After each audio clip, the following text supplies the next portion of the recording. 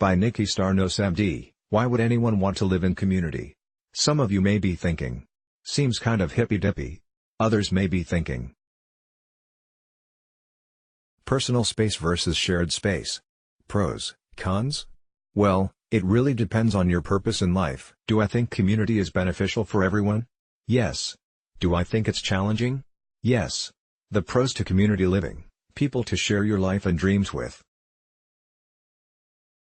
Another family, a chosen family, a place to always feel loved and accepted, a sense of belonging. People to help when things arise, a support system. Sharing with like-minded individuals to feed innovation, creativity and collaboration. A safe space to share affection, hugs, a pat on the shoulder. Touch is so essential to our health, happiness and well-being. Less time spent cooking and cleaning around the house, when the proper systems are in place. Opportunity to grow food. Below, we harvested 295 kilos of potatoes in a few hours. A spiritual gym. See more below. After choosing a more spiritual life several years ago, a thought popped into my mind: I will live in community someday, or at least be connected to one so that my children can attend an innovative, alternative school. Kind of strange because I was a New Yorker and it came out of nowhere. It felt real and good.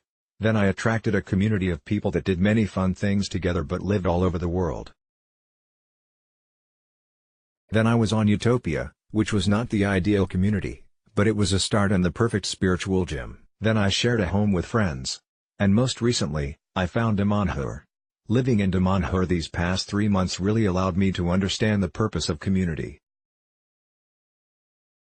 Living in community is a spiritual gym. What better way to put spiritual practice into action than by living every day in many moments with others? It's easy to be the guru, all enlightened in a cave or sitting at the front of a class teaching, but the real test of one's spiritual development appears during interactions with others. How compassionate, loving, kind, understanding, authentic, honest, caring and generous can you be, when someone eats your last banana you've been thinking about since you woke up? Living with people day in and day out really reveals to us our true nature and the parts of us that need more love, more healing. Living in community is the fast track to spiritual growth and enlightenment. Personally, I feel one of the fastest ways to evolve spiritually is to choose to live with other people. It allows us to grow beyond the small stuff. Let's imagine a scenario: I wake up excited to eat my last banana for breakfast. I go into the kitchen and become upset when someone eats my last breakfast banana. Why? Who ate my banana? Why? I meditate on it, I find some peace and continue my daily spiritual practice. Then a week the same exact thing happens. I wait to become upset but I don't. Instead I feel compassion and generosity, thinking with a smile, I'm so happy I could provide that banana for someone who really needed it.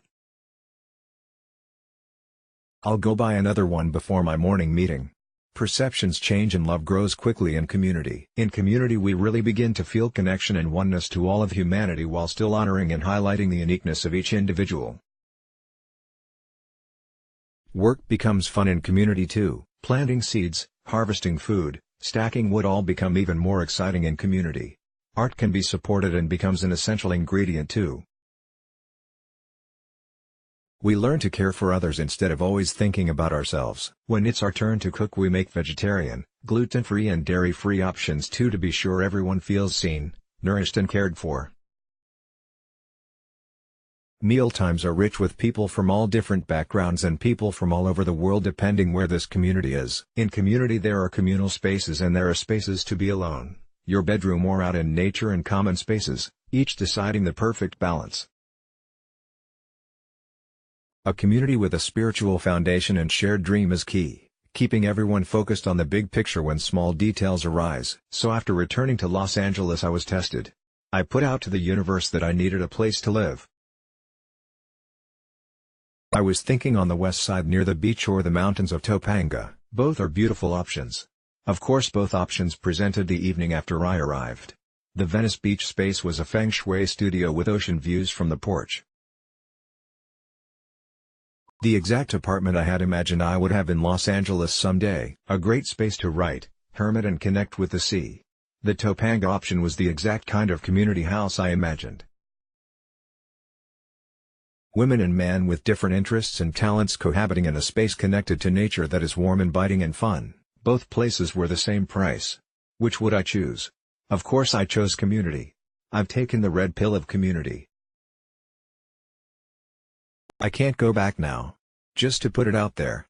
For me, the physical structure of an ideal community setting is a piece of land of nature's beauty, containing many small homes, enough to fit a bedroom, living/working space and a bathroom, with a central communal gathering and eating space. This layout provides the perfect personal and social balance in my opinion. I will hold the vision for that.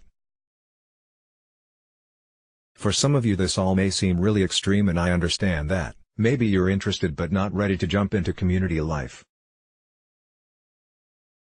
That's okay. Baby steps. How to begin creating community. Create a regular, weekly, gathering of people with similar interests. Discuss, share, expand. Choose to live near those you wish to create more community with. Take turns cooking meals and eating together several times a week. Do some of your spiritual practice with others. Meet for meditation, yoga or a group experience and hold space for a group discussions. Start a dream project with some people who share the same vision as you. Will you be triggered by the actions and comments of others? Of course. When you observe this happening, breathe and go deeper into understanding why it is happening. Remember, we are all mirrors for each other.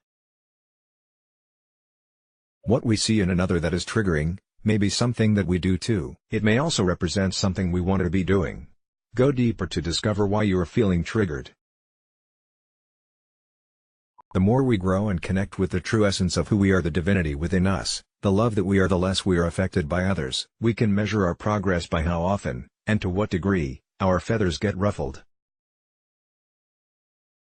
Community is the perfect barometer to measure where we are on the spiritual journey. It provides us with the perfect container to continue to grow and evolve into our brightest selves. Let's block ads. Why?